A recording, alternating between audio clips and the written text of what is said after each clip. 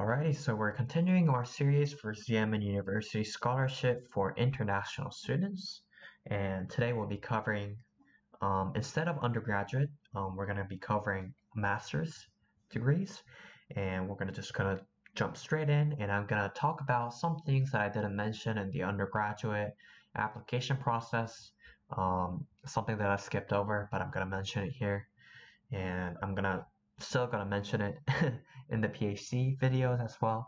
So please understand if I repeat some stuff. I'm assuming that some people did not watch the undergraduate program videos, so I'm gonna go ahead and begin the same way that I did with the undergraduate programs. So we're gonna jump straight into the uscollegeinternational.com. I'm already in the website, but I'm going to just show you the beginning process. You're going to search Xiamen University, and we're going to click on the first post, the Xiamen University Scholarship 2019. So if you scroll down, you're going to go to the scholarship page, which is under the Xiamen University Scholarship, undergraduate and graduate. You're going to click on the scholarship page, and we're going to come to this information. As I said, this is a very big list, but we're going to focus on Xiamen University Scholarship for International Students. And we're going to scroll down, Introduction. Introduction, this scholarship will cover your tuition fee. And in addition, it will give you monthly living allowances to outstanding postgraduates. So if you're one of the top, you'll get a monthly living allowance in addition to your full tuition fee covered. Eligibility, we're going to talk about all this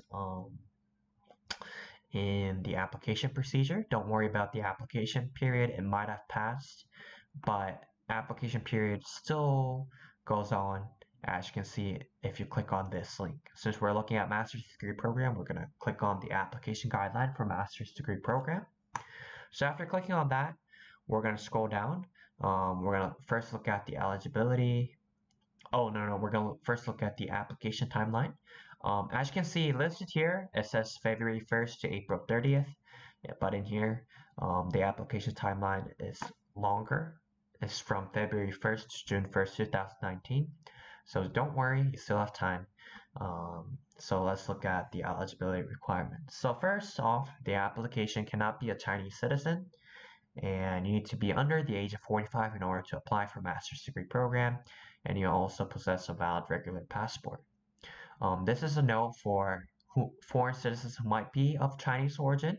You need to look at this and fill out some of the information in here in order to prove that you are an international student instead of a Chinese student. Application should hold a bachelor's degree or above. As I have said, this is applying for master's degree programs, so you need to prove that you have at least gotten your bachelor's degree in order to apply for the master's degree programs. So the application procedure, we're going to go straight into the application procedure, and we're going to talk about the application documents as we go through the application portal. So as you can see, this is the first thing that you see. If you do not have an account, it's very simple. You just register, click on register, plug in your email address, password, and password again, and click on submit. So after doing all that, a confirmation email will be sent to your email address, and after clicking on that confirmation link, you're going to come back to this website portal again, and you're going to plug in your email address and your password, and you're going to click on login. So after clicking on login, we're going to go through the master's program application portal, and we're going to click here to start your application. We're going to go straight into the online application. So as you can see, you need to upload photo, full name. I'm going to just cover the one with a red asterisk, since this is the required thing that you need to fill out. Everything else that does not have a red asterisk next to them is not required, so you don't have to fill it out. But I would encourage you to do so if you do have the information that is listed here. So photo, full name, given name, probably your first name, surname will be your last name. Full name in one's native language. nationality, date of birth, country of birth, city of birth, native language, gender, marital status, passport number, and date of expiration of your passport. And need to have a scanned copy of your passport and upload it here. And highest educational attainment, since we're applying for a master's degree. We want to click on bachelor's degree since we need at least a bachelor's degree or above in order to apply. Religion, occupation, employer. Email address is included here since we use this information for when we used to register for an account. So this is why this is here. Your phone number, home address, current cell phone number. So this is important since you need to, if you do get accepted, the accepted package will be sent to this address. So make sure this is correct. So the education and employment experience start from high school studies to the most recent educational experience. So you're probably going to plug in your high school name and all this information. And since they're assuming that we have at least a bachelor's degree, we're going to plug in the name of our university and plug in the required information. So as you can see, the bachelor's degree is required, and transcript of your bachelor's degree is also required. But they have the additional info. If you do have a master's degree, do plug this in. Do upload the files for your master's degree. But if you don't plug it in because it's not required. This is also not required, the employer employment duration, what kind of work that you engage. But if you do have the information, do plug it in, do upload it, and we're going to go straight into language proficiency. Something that I did not talk about for the undergraduate is that it has a requirement for the language proficiency. So language proficiency, so if you're applying for Chinese medium program, that means that the education will be taught in Chinese, and you need to fulfill the Chinese proficiency requirement.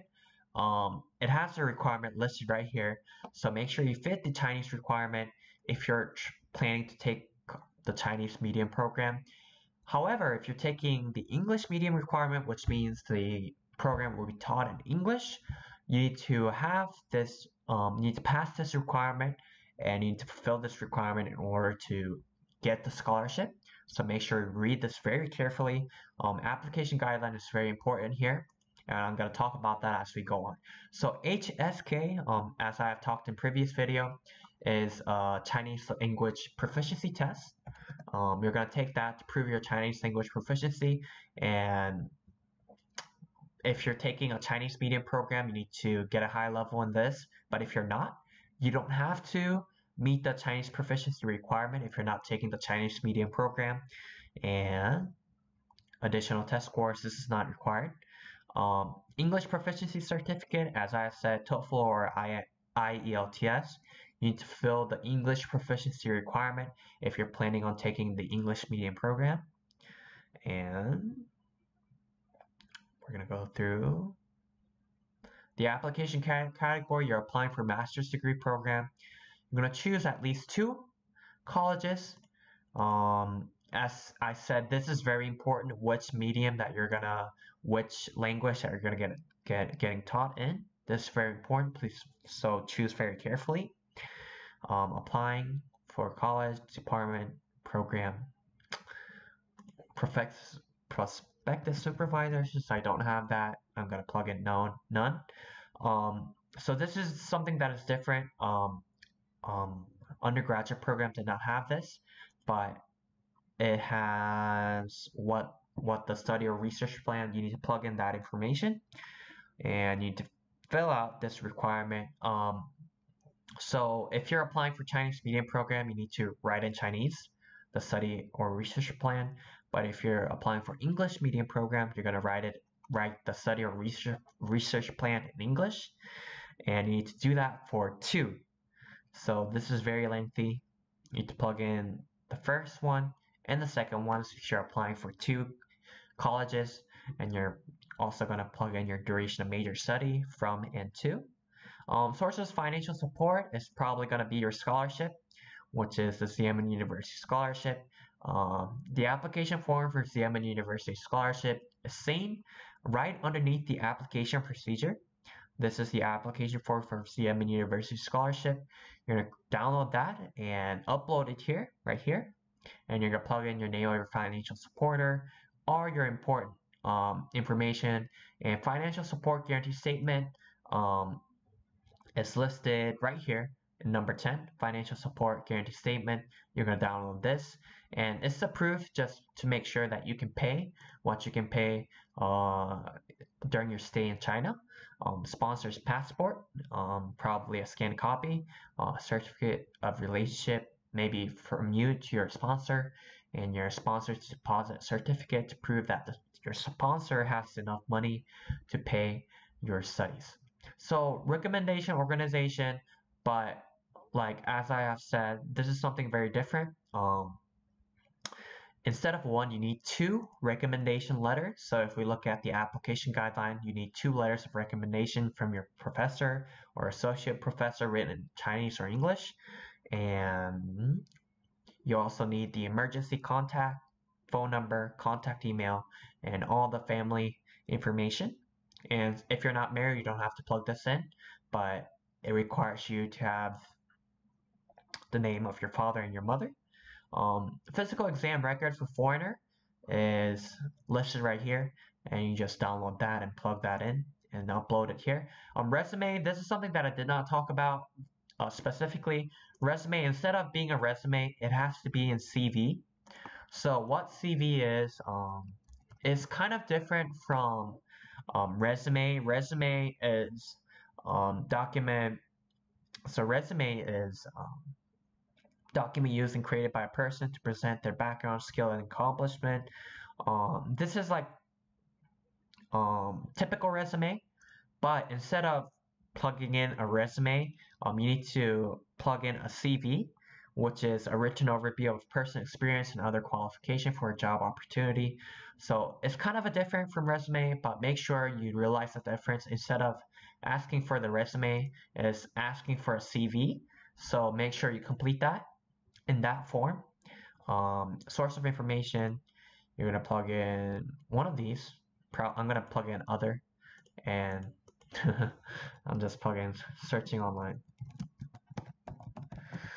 So in addition to your source of information, you're going to plug in your applicant signature, which is submit a scanned copy of your signature in JPG format. You're going to sign it, plug in your signature, upload it here. And after doing all that, you're going to come back here. If you do have your online application already, the next step will be paying your application fee. But since I do not have the application in yet, it's not gonna let me pay the application fee. So, but if you're wondering how much the application fee costs, it's listed right here in the application guideline. Application fee is RMB 400, and if we plug that in right here to USD, we can see that it is $60. So after plugging in all the information and submitting your application fee, you're going to have the application form, and you're going to download that and fill that out and plug it in, upload it, and you're going to check out the result of your application, and it's probably going to send a message to you if you do get accepted. And after getting accepted, it's going to send an acceptance package to your address, and that is it. So I hope this helps, and I'll see you in the next video.